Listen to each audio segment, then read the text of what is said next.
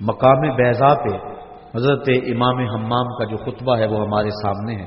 آپ نے فرمایا مجھے پتا ہے کہ میرے ساتھ کیا سلوک ہوگا.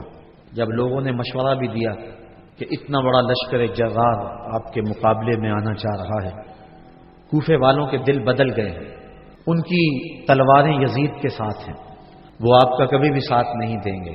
الکوفی لا یوفی، کوفی کبھی بھی وفا نہیں کرتا، تو آپ یہاں سے پلٹ جائیں. یہ بات جب حضرت امام حسین رضی اللہ تعالی عنہ نے سنی تو آپ نے فرمایا جو تم مجھے بتا رہے ہو وہ مجھے پہلے ہی پتا ہے کہ میرے ساتھ کیا سلوک ہوگا، لیکن میں اس کے باوجود بھی تیروں کے جائے نماز پہ نماز پڑھنے کے لیے تیار ہوں. میں پھر بھی کربلا کی راہوں کا مسافر ہوں.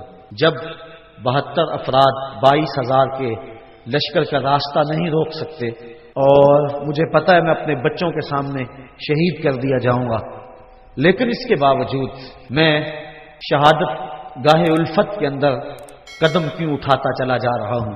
تو سنیے حضرت امام علی مقام کا وہ جملہ جو آپ نے اپنی فکر کو واضح کرنے کے لیے اس وقت مقام بیضا پہ لوگوں کے سامنے رکھا.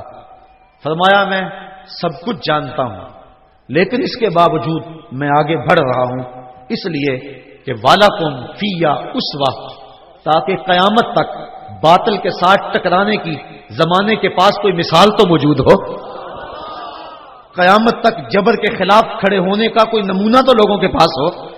وَلَكُمْ فِيَّا أُسْوَةٌ، میں نمونہ بننا چاہتا ہوں، اور قیامت تک جبر کے خلاف جو لوگ میدان عمل میں آئیں گے تو وہ اپنی قلت و کثرت کو دیکھ کر پیچھے قدم نہیں ہٹائیں گے. ان کے سامنے میرا نمونہ ہوگا اور میری زندگی ہوگی، اور وہ جبر کے سینے کو چیرتے ہوئے آگے بڑھتے چلے جائیں گے.